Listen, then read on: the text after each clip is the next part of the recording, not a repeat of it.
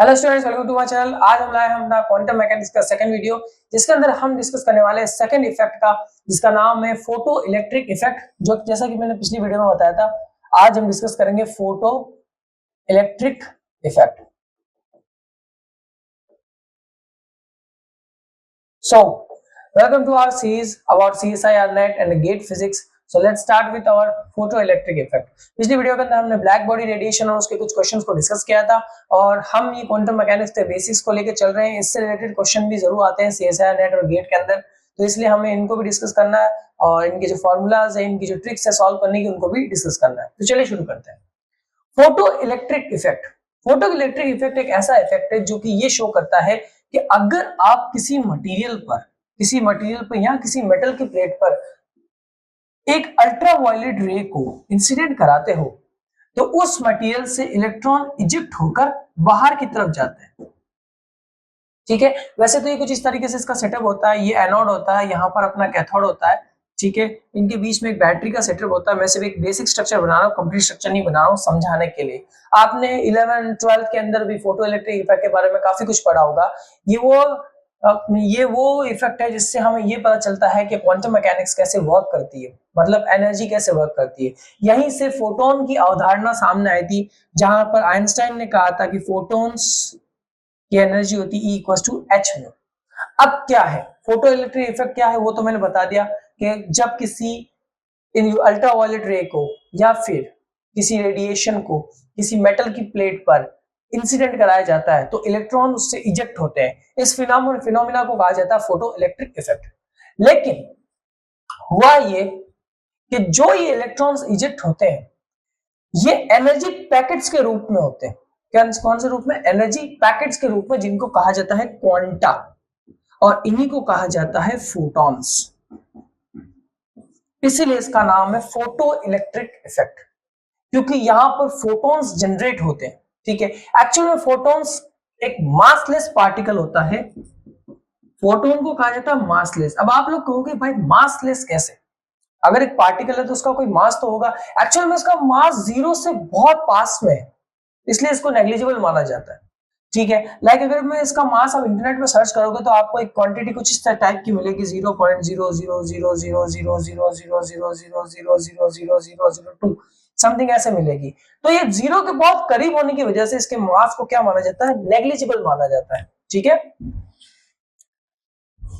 तो ये जो क्वांटा है, फोटोन है, ये एक एनर्जी पैकेट के रूप में काम करता है, जिसको कहते हैं क्वांटा, और इसी क्वांटा को कहते हैं फोटोन। एक मासलेस पार्टिकल होता है जिसकी एनर्जी को लिखा जाता है E इक्वल्स टू एच में।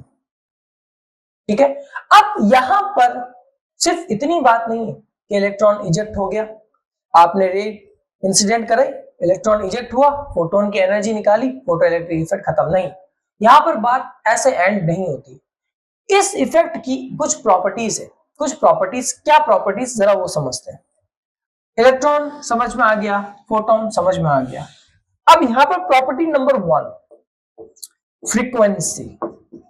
सबसे पहले इसको अंडरस्टैंड करेंगे, क्या है frequency.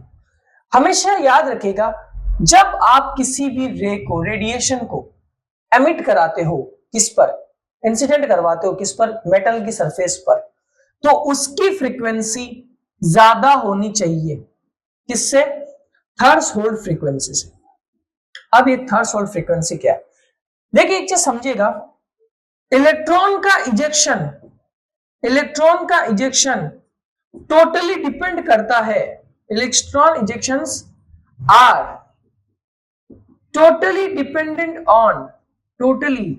dependent on frequency of incident radiation। अगर आपको मेटल की सरफेस से इलेक्ट्रॉन को इजेक्ट करना है, तो टोटली किस पे डिपेंड करेगा? फ्रीक्वेंसी पर। यह V तो हो गई हमारे पास में इंसिडेंट फ्रीक्वेंसी, यानी कि जो रे की फ्रीक्वेंसी है, जो कि इंसिडेंट रे होगा, और V नॉट हमारे पास होती है थ्रेशोल्ड फ्रीक्वेंसी। अब जरा इन दोनों को समझते हैं। ध्यान रखिएगा, photo electric effect totally depend करता है रेडिएशन की फ्रीक्वेंसी पर। या फिर जो अल्ट्रावायलेट रे है उसकी फ्रीक्वेंसी पर, या फिर आप एक टंगस्टन लैंप लो, सोडियम लैंप हो, उनकी फ्रीक्वेंसी पर। ठीक है, याद रखिएगा ये चीज, समझ में आई आपको। चलिए अब बात करते हैं इंसिडेंट रे की फ्रीक्वेंसी और थ्रेशोल्ड फ्रीक्वेंसी। देखिए थ्रेशोल्ड फ्रीक्वेंसी समझते हैं सबसे पहले। थ्रेशोल्ड फ्रीक्वेंसी क्या होती है कि हर मेटल सरफेस की खुद की एक पर्सनल फ्रीक्वेंसी होती है, खुद की एक इंटरनल फ्रीक्वेंसी उनकी होती है। ठीक है, जिसको हम ऐसा मानेंगे कि भाई ये खुद किसी चीज से क्या है, अंदर बंधे हुए हैं। अब हमें क्या करना होगा, जब हम किसी अल्ट्रावायलेट रे को एक मेटल की सरफेस पर इंसिडेंट कराएंगे और उसकी फ्रीक्वेंसी को धीरे धीरे बढ़ाएंगे, तो जैसे ही उसकी फ्रीक्वेंसी इसके बराबर तक पहुंचेगी तब तक इलेक्ट्रॉन का इजेक्शन नहीं होगा। मान लेते हैं शुरुआत में थ्रेशोल्ड फ्रीक्वेंसी बहुत ज्यादा है, बहुत ज्यादा है, हम धीरे धीरे इस फ्रीक्वेंसी को बढ़ाते गए, आगे जाके बराबर होगी, इस कंडीशन तक ये इलेक्ट्रॉन इजेक्ट नहीं होंगे। लेकिन जैसे ही थ्रेशोल्ड फ्रीक्वेंसी से ज्यादा हो गई हमारी इंसिडेंट फ्रीक्वेंसी, मतलब हमारी इंसिडेंट फ्रीक्वेंसी अगर थ्रेशोल्ड फ्रीक्वेंसी से ज्यादा होगी, ऐसा होते ही within a second electron metal की सरफेस से इजेक्ट होना स्टार्ट हो जाएंगे। समझ आया आपको? ये बहुत इंपॉर्टेंट वर्क है जो हमें समझना था कि भाई फ्रीक्वेंसी वर्क कैसे करती है। अब थ्रेशोल्ड फ्रीक्वेंसी क्या है? थ्रेशोल्ड फ्रीक्वेंसी वो फ्रीक्वेंसी है जो किसी मेटल की इंटरनल फ्रीक्वेंसी होती है जिसमें इलेक्ट्रॉन बाउंड होते हैं। इस फ्रीक्वेंसी से ज्यादा आप फ्रीक्वेंसी की रेडिएशन आप इंसिडेंट कराओगे तभी आपका जो इलेक्ट्रॉन है वो क्या होगा, इजेक्ट होगा। ये चीज समझ आए आपको? दूसरा फैक्टर, पहली प्रॉपर्टी फ्रीक्वेंसी समझ में आ गया हमें। अब दूसरी चीज इसमें क्या है, वो है लाइट की इंटेंसिटी। अच्छा देखो इंटेंसिटी क्या है, इंटेंसिटी का काम यहाँ पर सिर्फ इतना है, इलेक्ट्रॉन कम या ज्यादा करना, मतलब इलेक्ट्रॉन की मात्रा को कम या ज्यादा करना, या फिर हम ये कह सकते हैं इलेक्ट्रॉन को कंट्रोल करना, जिससे हम वोल्टेज को कंट्रोल कर सकते हैं। कैसे? अब आप यहाँ पे वोल्टेज कैसे आ गया, देखिए वोल्टेज ऐसे आ गया, पोटेंशियल भी जिसको आप बोल सकते हैं, पोटेंशियल भी इसमें आएगा, वोल्टेज भी आएगा। कैसे? जब ये इलेक्ट्रॉन ऐसे फ्लो होंगे एनोड से कैथोड की तरफ, तब यहां पर जाते ही ये करंट नहीं बनाएंगे, जिसको कहेंगे फोटो इलेक्ट्रिक करंट। जब इलेक्ट्रॉन मेटल की सरफेस से कैथोड की तरफ जाता है, ये मेटल की सरफेस को हमने एनोड माना और यहां हमने एक कैथोड लगा दिया, जब इलेक्ट्रॉन ऐसे जाता है कैथोड की तरफ तो ये फोटो इलेक्ट्रिक करंट बनाता है जो कि बहुत कम होता है, जैसे लाइक माइक्रो के अंदर होता है।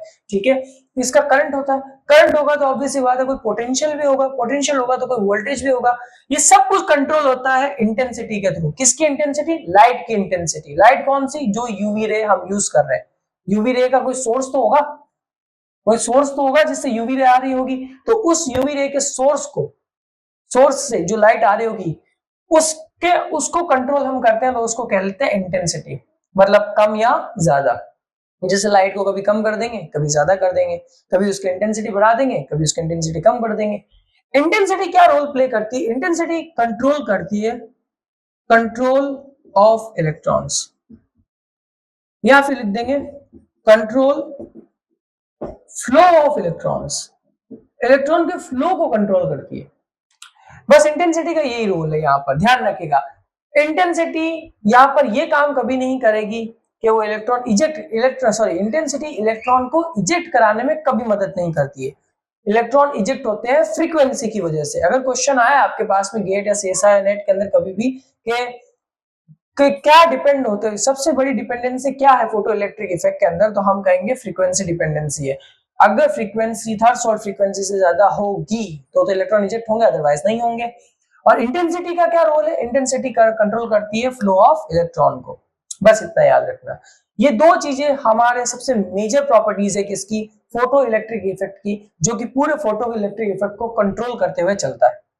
अब अगर मैं बात करूं एक सिंपल से और फिनोमिना की आपके सामने, काफी इंटरेस्टिंग चीज है, उसका नाम है वर्क फंक्शन। उसका नाम आता है वर्क फंक्शन। ठीक है, तो चलिए वर्क फंक्शन को सबसे पहले डिस्कस करते हैं। देखिए वर्क फंक्शन क्या होता है, सबसे पहले उस पर बात करते हैं। वर्क फंक्शन, जरा इस चीज को ढंग से सुनिएगा। वर्क फंक्शन को हम लिखते हैं फाई से। अब वर्क फंक्शन का फॉर्मूला होता है phi equals to h mu naught. Mu naught को देखकर आप समझ ही गए होंगे कि म्यू नॉट क्या है? थ्रेशोल्ड फ्रीक्वेंसी, और एच प्लैंक कांस्टेंट, और ये फाई, इसका मतलब ये एक एनर्जी का फॉर्मूला नहीं होगा, E equals to h mu. ये इसके जैसा नहीं लगा, सिमिलर, बिल्कुल यही चीज है। क्या होता है वर्क फंक्शन? वर्क फंक्शन उसे कहते हैं कि जो इलेक्ट्रॉन मेटल की सरफेस के अंदर होते हैं वो एक एनर्जी से बाउंड होते हैं, जैसा कि अभी हमने बोला कि भाई उसके अंदर एक फ्रीक्वेंसी होती है, इंटरनल फ्रीक्वेंसी, वो इसी एनर्जी से जुड़ा हुआ होता है। तो इलेक्ट्रॉन्स क्या होते हैं? मेटल से बाउंड है। जब हम एक मिनिमम अमाउंट ऑफ एनर्जी वहां पर देते हैं कि इतनी एनर्जी हम देंगे कि जिससे कि इलेक्ट्रॉन बाहर निकल जाए सरफेस से, वो कहलाता है वर्क फंक्शन, यानी the minimum amount of energy. तो लिखा हुआ है the minimum amount of energy which is needed to eject electron from a metal surface is called the work function. ये चीज आपको याद रखनी है। तो वर्क फंक्शन का कौन ज्यादा बड़ा कोई कॉन्सेप्ट नहीं है, थर्सोल्ड फ्रीक्वेंसी में जो पढ़ा है वही वर्क फंक्शन में। यहां पर आकर आइंस्टाइन ने एक बहुत अच्छा फॉर्मूला हमको दिया। उस फॉर्मूले की मदद से हम काफी चीजों को क्या कर सकते हैं, फाइंड कर सकते हैं।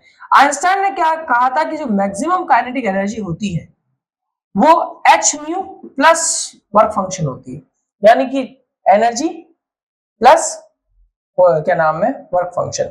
ये टोटल काइनेटिक एनर्जी का फॉर्मूला है, ये टोटल एनर्जी है, ठीक है। ये हमारी काइनेटिक एनर्जी, ये हमारी जो रेडिएशन आती है उसकी एनर्जी, और ये हमारा वर्क फंक्शन जो हमें मेटल सरफेस से निकालना उसकी एनर्जी। ये हमारे पास एक रिलेशन दिया होता है।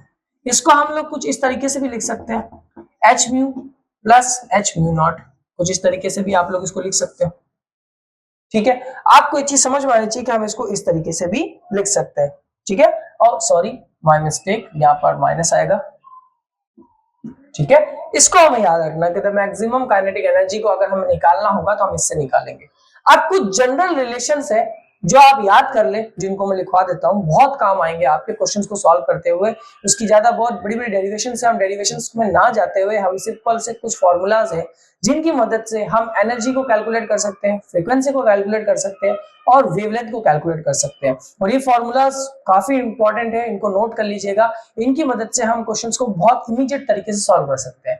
फोटो इलेक्ट्रिक इफेक्ट का जो कॉन्सेप्ट था वो इतना ही था। अब उसके कुछ हमारे पास कुछ टर्म्स है, जैसे कि स्टॉपिंग पोटेंशियल है और इंटेंसिटी रेशियो है, उसको हम थोड़ा डिस्कस करेंगे। उससे पहले मैं डिस्कस करना चाहूंगा इसके कुछ इंपॉर्टेंट फॉर्मूलाज। तो चलिए देखिए, इसका फॉर्मूला नंबर 1 जो मेरे पास लिखा हुआ है यहाँ पर, फॉर्मूला नंबर 1 है मेरे पास में E equals to h mu, ये वाला।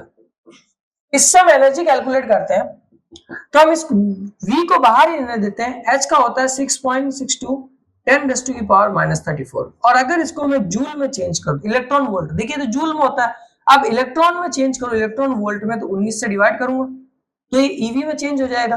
तो ये कुछ फॉर्मूला कुछ इस तरीके से बनेगा, 4 इसका आंसर आएगा 4.136 इंटू 10⁻⁻15 ईवी, और यहां बाहर आ जाएगा V। ये एनर्जी का वो फॉर्मूला है कि अगर आपको इलेक्ट्रॉन वोल्ट के अंदर अगर आपको एनर्जी निकालनी हो तो कुछ नहीं करना, इससे फ्रीक्वेंसी को मल्टीप्लाई कर दीजिएगा, डायरेक्ट आंसर आ जाएगा। हमें कोई फ्रीक्वेंसी दे रखी होगी और उसकी अगर हमें एनर्जी निकालनी है तो फ्रीक्वेंसी को इससे मल्टीप्लाई कर देंगे, डायरेक्ट हमारे पास क्या आएगा, आंसर आ जाएगा, ठीक है। किस में आएगा, इलेक्ट्रॉन वोल्ट में। और फिर हमारे पास एक फॉर्मूला आता है E equals to 1.240 into 10⁻⁻6 electron volt. ये फॉर्मूलाज मेरे पास लिखे हुए हैं, मेरे पास बहुत सारे फॉर्मूलाज लिखे हुए हैं, इसलिए मैं उनको लिख के लाया हूं ताकि मैं जैसे जैसे कॉन्सेप्ट होता जाएगा मैं फॉर्मूलाज आपको बताता जाऊंगा, ठीक है। तो ये फ्रीक्वेंसी, ये वो फॉर्मूला है कि अगर हमारे पास वेवलेंथ दी गई हो तो हम एनर्जी फाइंड कर सकते हैं, एनर्जी दी गई तो वेवलेंथ फाइंड कर सकते हैं इलेक्ट्रॉन वोल्ट में। अच्छा, कन्वर्जन सीख लीजिए। अगर इलेक्ट्रॉन वोल्ट को जूल में कन्वर्ट करना है तो आपको 1.6 into 10⁻⁻19 से मल्टीप्लाई करना होगा, और अगर जूल को इलेक्ट्रॉन वोल्ट में कन्वर्ट करना है तो आपको सीधा 1.69 को डिवाइड करना होगा। ध्यान रखिएगा, ये यहाँ लिख लेते हैं, सॉरी, ये जूल के लिए हो गया और ये ईवी के लिए, ध्यान रखिएगा इसके लिए, ठीक है। तो ये दो फॉर्मूलाज बहुत ज्यादा इंपॉर्टेंट है, इनको कहीं पे नोट कर लीजिएगा, ये फॉर्मूला आपके बहुत काम आएंगे। अभी मैं आगे जो क्वेश्चन सॉल्व करूंगा उसके अंदर भी ये फॉर्मूलाज इंपॉर्टेंट है। तो फोटो इलेक्ट्रिक इफेक्ट का अब जो हम टॉपिक पढ़ेंगे उसका नाम है स्टॉपिंग पोटेंशियल। अच्छा, स्टॉपिंग पोटेंशियल एक बहुत अच्छा कॉन्सेप्ट है और इसका एक फॉर्मूला जो कि हमारे सामने आता है वो बहुत ज्यादा इंपॉर्टेंट है। देखिए कैसे, स्टॉपिंग पोटेंशियल क्या है, स्टॉपिंग पोटेंशियल, अब इसका मतलब तो आप समझ ही गए होंगे कि पोटेंशियल कहीं पर रुक रहा होगा, नाम ही स्टॉपिंग पोटेंशियल हो गया, ठीक है। एक्चुअल में इसका मतलब ये नहीं कि पोटेंशियल जीरो हो गया या पोटेंशियल रुक गया, इसका मतलब ये है the potential where photoelectric current is zero। वो पोटेंशियल जहां पर फोटो इलेक्ट्रिक करंट क्या हो जाए, जीरो हो जाए, उसको कहते हैं स्टॉपिंग पोटेंशियल। बस इसकी इतनी थ्योरी है, ज्यादा नहीं है, इसके ज्यादा डीप में ना जाइएगा। इसका सिंपल सा कॉन्सेप्ट हमेशा याद रखिएगा। अगर एमएससी का स्टूडेंट को ये वीडियो देख रहा है तो आपके एक एक्सपेरिमेंट जरूर आएगा, डिफाइन द प्लैंक कांस्टेंट या मेजर द प्लैंक कांस्टेंट नाम से, जिसमें आपने स्टॉपिंग पोटेंशियल को डेफिनेटली पढ़ा होगा, जिसमें आपने अलग अलग फिल्टर्स लगाए होंगे, red filter, green filter, yellow 1, yellow 2 और ब्लू फिल्टर। वहां पर आपने स्टॉपिंग पोटेंशियल का ग्राफ भी बनाया होगा, जो कि एक बनता है कुछ इस तरीके से, ऐसा एक ग्राफ भी बनाया होगा आपने, ठीक है। तो ये उसी की बात हो रही है, लेकिन उसके अंदर बहुत ज्यादा डीप के अंदर इसमें दिया गया है कि पहले आप ये करो फिर वो करो, इससे कहते हैं स्टॉपिंग पोटेंशियल, यहां से ये निकलेगा। लेकिन हम एक सीधी सिंपल भाषा में बोलेंगे, स्टॉपिंग पोटेंशियल वो है जहां पर फोटो इलेक्ट्रिक करंट क्या हो जाए, जीरो। इससे ज्यादा इसके बारे में नहीं जानना। अब इसका एक फॉर्मूला होता है कि इसकी काइनेटिक एनर्जी जो होती है वो, उसका फॉर्मूला ये होता है EVS। VS मतलब स्टॉपिंग पोटेंशियल, E मतलब इलेक्ट्रॉन काइनेटिक एनर्जी। ये फॉर्मूला बहुत ज्यादा इंपॉर्टेंट है, ये हमारा अभी काम आएगा। ये है काइनेटिक एनर्जी मैक्सिमम। तो ये हमारा स्टॉपिंग पोटेंशियल का कॉन्स्टेंट था हमारा, जो कि पूरा हो गया। अब हम बात करेंगे इंटेंसिटी की। मेरे पास में यहाँ पर टॉपिक दिया गया इंटेंसिटी।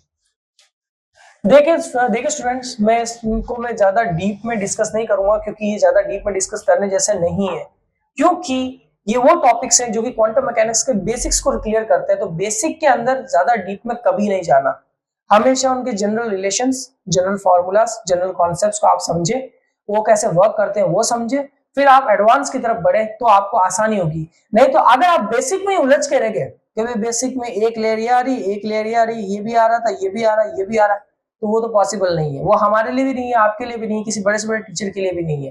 तो इसलिए मैं उतना ही कराऊंगा जितना हमें नीड है, जितना हमें जरूरत है।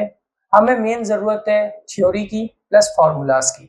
फॉर्मूला किस लिए, क्वेश्चंस को अंडरस्टैंड करने के लिए, सॉल्व करने के लिए। और सबसे अच्छी बात, क्वांटम मैकेनिक्स के अंदर ज्यादातर क्वेश्चन फॉर्मूला बेस्ड ही होंगे, थ्योरी बेस्ड बहुत कम होते हैं।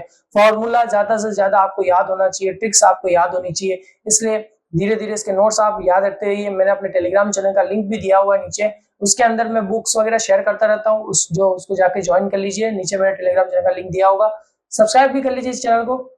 जैसे ही हमारा क्वांटम मैकेनिक्स का और ज्यादा कवर होता जाएगा, हम इसके क्वेश्चन आंसर्स वगैरह भी डिस्कस करते जाएंगे, सब कुछ साथ साथ में डिस्कस करेंगे। तो अब हम बात कर रहे हैं सबसे बड़ी चीज की, बात है variation of photo current with respect to the distance between source of electromagnetic radiation and photo cathodes. कहा गया कि भाई एक सोर्स है और यहां पर एक फोटो कैथोड है, मतलब एक कैथोड प्लेट है, उसकी डिस्टेंस है r।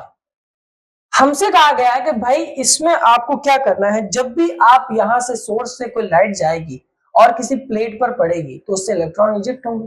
तो उसकी इंटेंसिटी को अगर कैलकुलेट करना है तो कैसे करेंगे, तो इंटेंसिटी को कैलकुलेट करने का सीधा फॉर्मूला है I = NH mu upon area into time.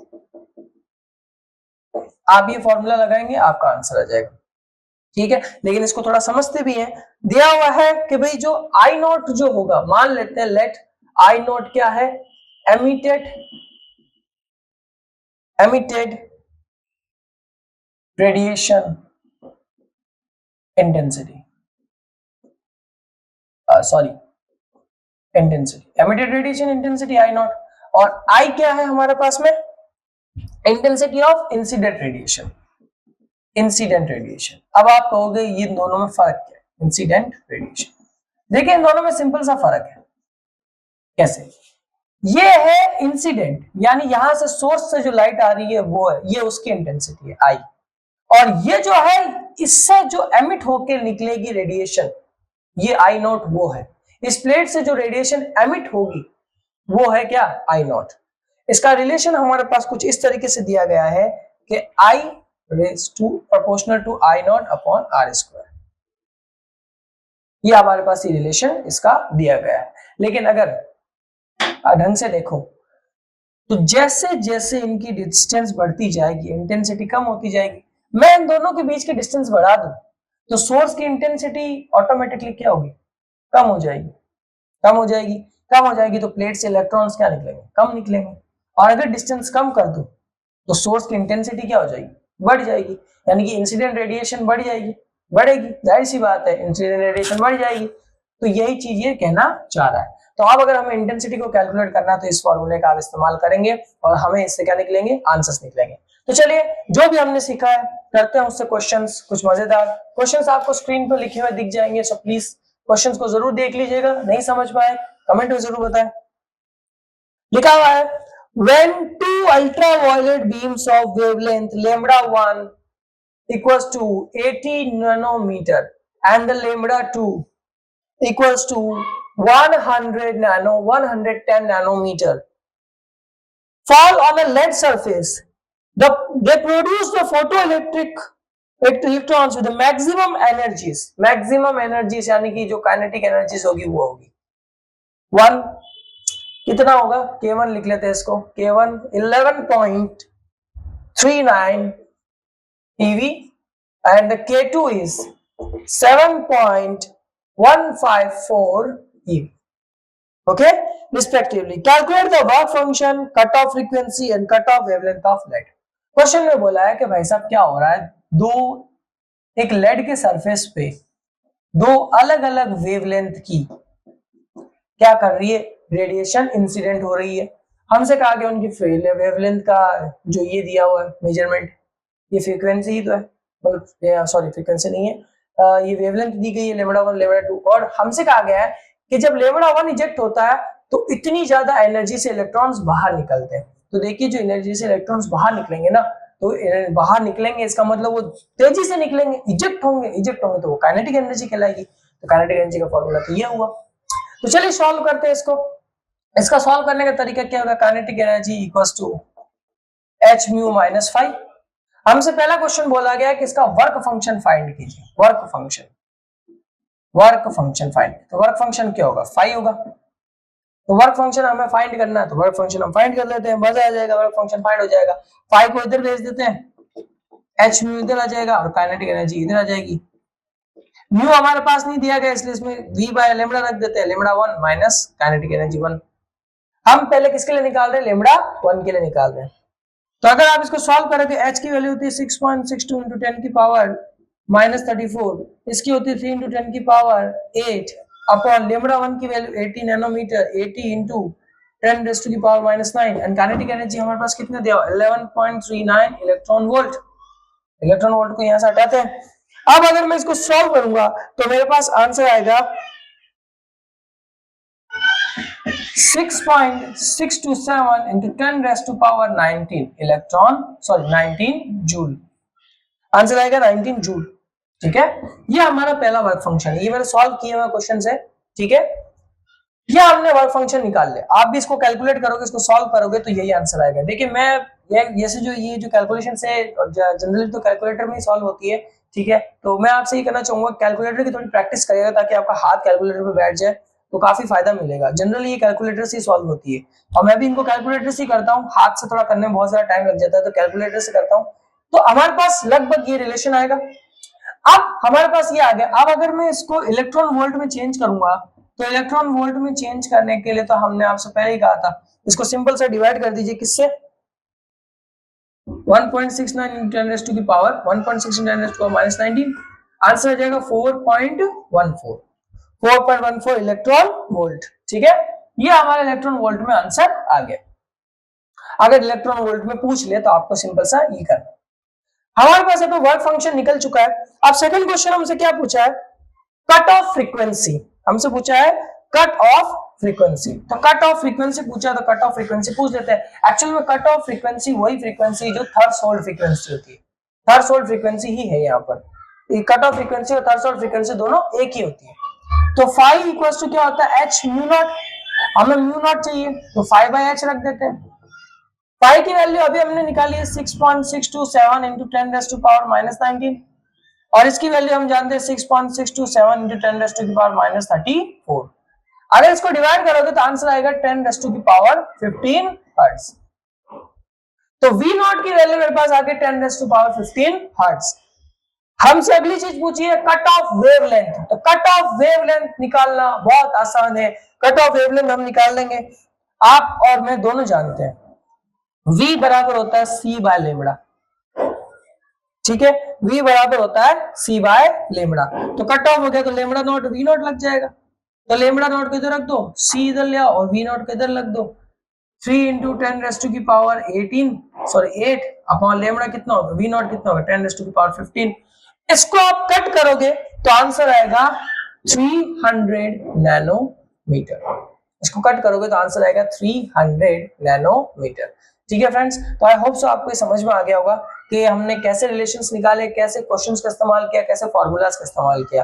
तो देखिए अगर कोई स्टूडेंट ये सोच रहा है कि मैं बार बार कॉपी के अंदर क्यों देख रहा हूँ, तो देखिए मैं कॉपी में इसलिए देख रहा हूँ क्योंकि मेरे जो फॉर्मूलाज है वो सिस्टमेटिकली नहीं लिखे हुए मैंने, तो थोड़ा इधर उधर लिखे हो तो मुझे कंफ्यूजन हो जाती है फॉर्मूलाज को लेकर, क्योंकि फॉर्मूला बहुत सारे हैं इनको सॉल्व करने के।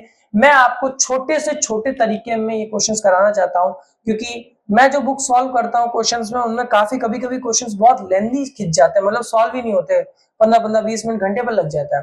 तो फिर मैं उनके छोटे आंसर्स ढूंढता ताकि वो छोटे तरीके से सॉल्व हो, इसलिए मैं खुद फॉर्मूलाज ढूंढता हूँ, ट्रिक्स ढूंढता हूँ ताकि हम आराम से इनको सॉल्व कर सके, क्योंकि गेट और सीएसआई नेट में इतना वक्त नहीं होगा हमारे पास में कि हम बहुत सी चीजों को लेके चले। ठीक है, इसलिए हम छोटी छोटी चीजों को हाईलाइट करते हुए चलेंगे जो कि हमारे काम आएगी। ठीक है, सो कोई स्टूडेंट ये ना समझे कि मुझे नॉलेज नहीं है इसलिए मैं बार बार कॉपी में देख रहा हूँ, सो प्लीज ऐसा ना समझे। मैं सिर्फ क्वेश्चंस को देख रहा हूँ ताकि मैं क्वेश्चन को ढंग से कर सकूं। ठीक है, चलिए, और ये जो आंसर्स मैं डायरेक्ट निकाल देता हूँ ये मेरे पहले से सॉल्व किए हुए हैं, और अगर आप चाहते हो तो देखो, अगर ढंग से देखो तो इसको भी आंसर आएगा 3 इंटू 10⁻⁻7। अगर मैं यहाँ पर 2 जीरो और लगा दूं तो ये बन जाएगा 10⁻⁻9। इसको भी अगर आप सॉल्व करोगे तो ये तो कट गया, ये ऊपर जाएगा तो ये 15 ही होगा, नहीं इसको आप करोगे तो 15 हर्ट्ज में कन्वर्ट हो जाएगा ये। तो ये चीजें जनरल है, ये ज्यादा करने वाली बात ही नहीं है, कुछ कैलकुलेशंस है जिनको आप करेंगे। अच्छा, इसकी सेकंड फ्रीक्वेंसी और सेकंड कट ऑफ फ्रीक्वेंसी आप ही निकालेंगे, वो K2 वाली लेमड़ा 2 और K2 के लिए आप निकालेंगे। ठीक है, वो मुझे कमेंट करें। तो अब हम अपना सेकंड क्वेश्चन करेंगे। हमारे सेकंड क्वेश्चन में दिया हुआ है ultraviolet light of wavelength 350 nanometre, lambda दिया गया है 350 नैनोमीटर, हैव इंटेंसिटी भी दिया गया है 1 weber metre square. Okay, directed at the potassium surface, potassium के सरफेस पे क्या हो रहा है, इंसिडेंट हो रहा है। हमसे पहला क्वेश्चन दिया गया, पहले क्वेश्चन को जरा ढंग से देखिएगा। पहले क्वेश्चन में किया गया find the maximum kinetic energy of photo electron, kinetic energy निकालनी है। तो काइनेटिक एनर्जी निकालनी है और हमारे पास यहाँ पे वर्क फंक्शन भी दिया गया है 2.2 इलेक्ट्रॉन वोल्ट। तो देखिए कैसे निकालेंगे, काइनेटिक एनर्जी का फॉर्मूला आप और मैं दोनों जानते हैं, E इक्वल टू क्या होता है h म्यू माइनस 5। h कितना हो जाएगा मेरे पास 6.62 into 10 raised to the power minus 34। v की जगह हम रख देंगे c बाय लेमड़ा, तो c की वैल्यू कितनी आ जाएगी 3 raised to the power 10 by 8। Lambda की वैल्यू कितनी होगी 350 into 19, sorry 350 into 10 raised to the power minus 9। भाई इसको ऐसा लिख सकते हैं sc by lambda into 5 minus 2.2 electron volt. तो यहाँ पर काइनेटिक एनर्जी को जब हम निकालेंगे, सॉल्व करेंगे, पूरा कंप्लीट इसको सॉल्व कर लोगे तो इसका आंसर आएगा 1.3 इलेक्ट्रॉन वोल्ट। 1.3 इलेक्ट्रॉन वोल्ट में आंसर है इसका, इलेक्ट्रॉन वोल्ट में है। देखिए यहाँ पे भी हमारे पास इलेक्ट्रॉन वोल्ट दिया गया है, तो इसका आंसर इलेक्ट्रॉन वोल्ट में आएगा। ठीक है, इस चीज को आपको याद रखना कि इसका आंसर किस में आएगा, इलेक्ट्रॉन वोल्ट में। ओके, हाँ इसका आंसर आएगा इलेक्ट्रॉन वोल्ट में। यहाँ पर एक छोटी सी मिस्टेक हो रही है, क्योंकि अगर हमें इलेक्ट्रॉन वोल्ट चाहिए तो यहाँ पर इसको डिवाइड करेगा 1.6 into 10 raised to the power minus 19 से। हाँ, अब ये आंसर इलेक्ट्रॉन वोल्ट में आ जाएगा पक्का, क्योंकि मैं ये चीज भूल गया था। मैं याद रखेगा E equal to h mu हमेशा जूल में एनर्जी देता है, उसको जब भी आपको इलेक्ट्रॉन वोल्ट में चेंज करना है तो 1.69 से क्या करेंगे, डिवाइड करेंगे, तो अब आंसर आ जाएगा इलेक्ट्रॉन वोल्ट के अंदर। काइनेटिक एनर्जी आएगी 1.3 इलेक्ट्रॉन वोल्ट। अब हमसे पूछा है सेकंड क्वेश्चन में, if the 0.50% of the incident photons produce photoelectrons, how many are the emitted per second in the potassium surface if the area is 1 centimeter square? कि अगर सिर्फ 0.50% photons ही photo electron produce करते हैं तो 1 second के अंदर अंदर 1 मीटर स्क्वायर एरिया में, 1 सेंटीमीटर स्क्वायर एरिया में कितने इलेक्ट्रॉन्स एमिट होंगे, हमसे ये पूछा है। तो देखिए इसके लिए हम फॉर्मूला लगाएंगे I equal to NH mu upon area into time. ये फॉर्मूला भी पढ़ा हमने। ये फॉर्मूला यही तो शो करता है कि भाई कितने इलेक्ट्रॉन्स निकल रहे हैं। एन यहाँ पे बता रहा है नंबर ऑफ इलेक्ट्रॉन्स। जब हमारे पास में इंटेंसिटी दी गई, एरिया दिया गया, टाइम दिया गया, म्यू दिया गया, एच म्यू दिया गया, तब हम क्या निकाल सकते हैं, नंबर ऑफ इलेक्ट्रॉन्स कितने निकल रहे हैं वो हम कैलकुलेट कर सकते हैं। इंटेंसिटी मेरे पास दे रखी है तो मैं पहले इसको ऐसे लिख लेता हूं, आई इंटू ए इंटू टी एच म्यू। तो चलो शुरू करते हैं। एच म्यू तो मेरे पास कितना हो जाएगा, एच म्यू तो मेरी इसी की एनर्जी होगी, और इसकी एनर्जी जो होगी अगर आप इसको सिर्फ इसी को सॉल्व करते हो, सिर्फ इसी को सॉल्व करते हो तो इसका आंसर आएगा 3.5 इलेक्ट्रॉन वोल्ट। यानी कि मेरे पास नीचे कितना आएगा 3.5। ओके, नीचे मेरे पास आएगा 3.5, लेकिन क्योंकि मेरी एनर्जी किसमें है, जूल में, तो इसलिए इसको मैं जूल में कन्वर्ट करूंगा। तो जूल में कन्वर्ट करने के लिए हम लोग क्या करेंगे, इसको 1.6 इंटू 10⁻⁹ से मल्टीप्लाई कर देंगे। अब आप लोगों को जूल में क्यों निकाल रहा हूं, तो देखिए उसके पीछे रीजन है।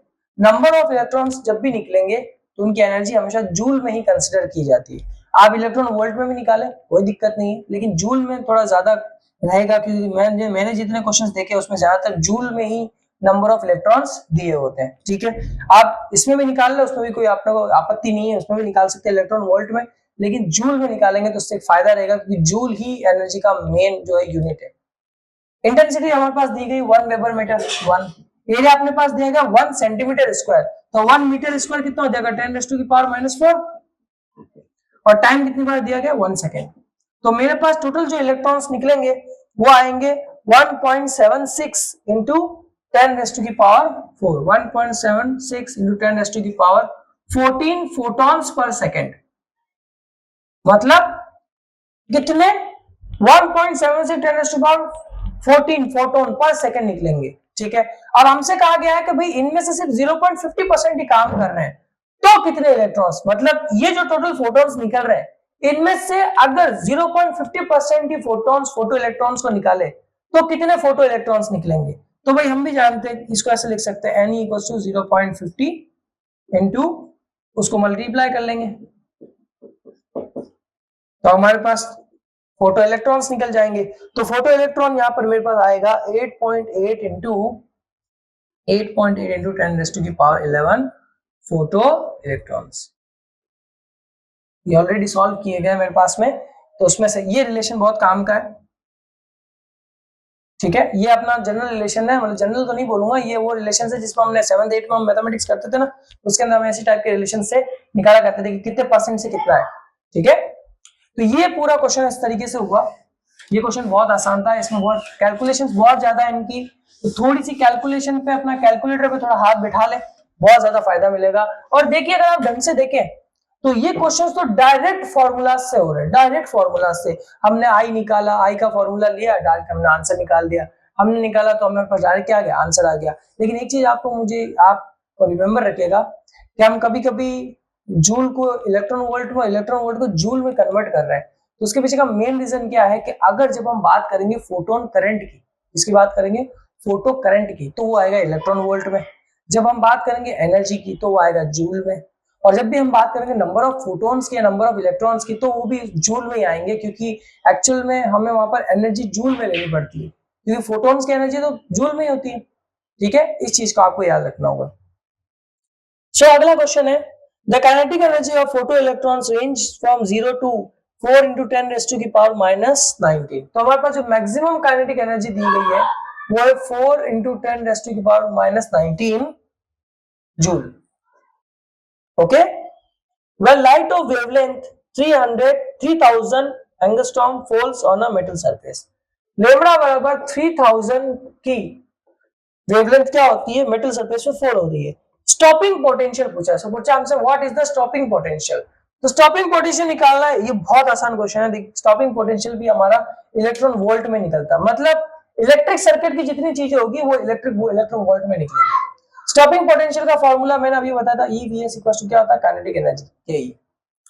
तो ये जो KE हमारे पास है वो क्या है, हमारी मैक्सिमम एनर्जी ही है, मैंने अभी डिस्कस किया है। देखिए इसको ऐसे समझे, काइनेटिक एनर्जी का जनरल फॉर्मूला क्या होता है, hν-5।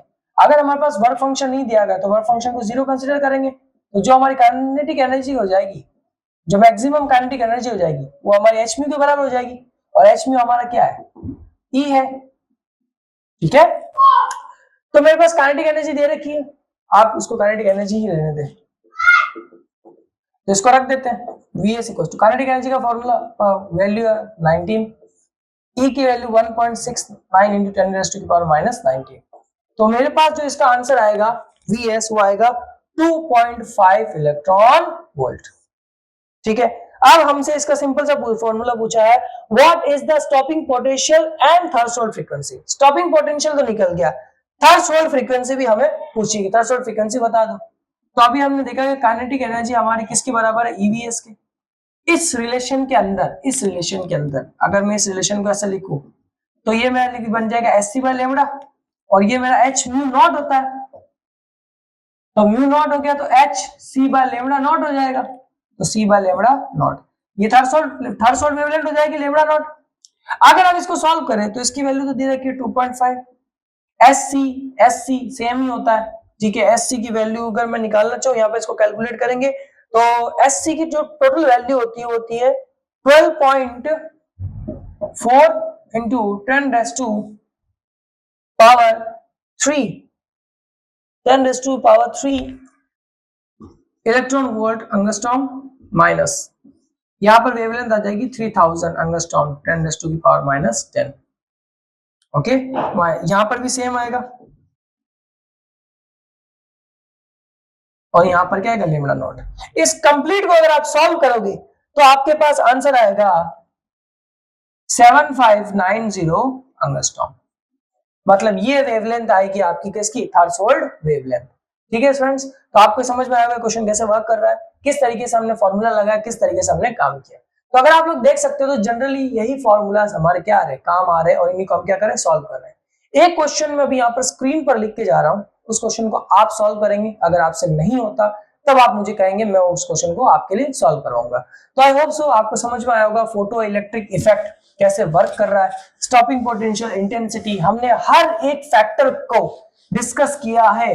हमने फोटो इलेक्ट्रिक इफेक्ट के हर उस फैक्टर को डिस्कस किया है जो आपने कभी देखे भी नहीं होंगे और सुने भी नहीं होंगे। आपने सिर्फ general relation photo electric effect का पढ़ा, हमने उसकी इंटेंसिटी भी डिस्कस की, उसकी काइनेटिक एनर्जी को भी डिस्कस किया, उसके स्टॉपिंग पोटेंशियल को भी डिस्कस किया। अगर मेरे कॉन्सेप्ट में आपको थोड़ी बहुत गड़बड़ लगती है तो उसके लिए बहुत ज्यादा सॉरी बोलना चाहूंगा मैं, लेकिन I will improve my self, और मैं धीरे धीरे आपके लिए इसी तरीके की videos regular day by day लाता रहूंगा, जिससे कि हमारे साथ साथ में कॉन्सेप्ट क्लियर होंगे। अभी हम चला रहे क्वांटम मैकेनिक्स अभी तो बहुत लंबी सीरीज चलेगी, क्योंकि quantum mechanics plus advance quantum, जिसके अंदर स्कैटरिंग, पार्टिकल इल्यूजन्स, हम सब पढ़ेंगे। तो इसके लिए धीरे धीरे आप मेरी वीडियोस को देखते रहे, आपके कॉन्सेप्ट तैयार होते रहेंगे। नोट्स वगैरह अगर आपको चाहिए, बुक्स आपको चाहिए, तो मेरा टेलीग्राम चैनल नीचे दिया गया, उसको ज्वाइन कीजिए, वहां पर आपको नोट्स, वीडियो लेक्चर्स सब मिल जाएंगे। तो आई होप सो आपको वीडियो अच्छी लगी होगी, मैं आशा करता हूँ। मिलता है नेक्स्ट वीडियो में, सब्सक्राइब करें, लाइक करें और शेयर करना ना भूलें, और प्लीज सपोर्ट करें इस वीडियो को, शेयर करें अपने फ्रेंड्स के साथ जो कि तैयारी कर रहे हैं। एंड मैंने फिर से एक बात कहना चाहूंगा जाते हुए, कि मैंने कहा था कि मैं बार बार कॉपी के अंदर देखता हूँ, क्योंकि मुझे ऐसा डाउट आता है कि कुछ स्टूडेंट शायद मेरे बारे में ऐसा सोच रहे होंगे, बार बार कॉपी में देखता तो आई थिंक इसकी नॉलेज कम होगी। मैं सिर्फ इसलिए देखता हूँ क्योंकि मैं इस चीज को इसलिए क्लियरिफाई कर रहा हूँ, क्योंकि कल के दिन कोई स्टूडेंट कमेंट के अंदर ये ना लिख दे के तुझे तो कुछ आता ही नहीं है इसलिए तू कॉपीज में लिख के लाता है। एक्चुअल में इन कैलकुलेशंस बहुत बड़ी होती है, आप खुद भी सॉल्व करोगे ना आपको पता चलेगा कैलकुलेशंस बहुत बड़ी होती है।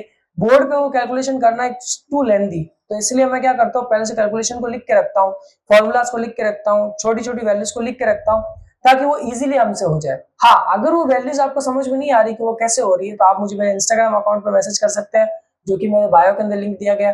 टेलीग्राम पर आप मुझसे बात कर सकते हैं, मैं एक चैट सेशन भी ऑन कर दूंगा उसके अंदर। तो प्लीज सब्सक्राइब करें, लाइक करें और शेयर करना ना भूलें। मिलता है नेक्स्ट वीडियो में, और प्लीज इस वीडियो को शेयर कीजिए।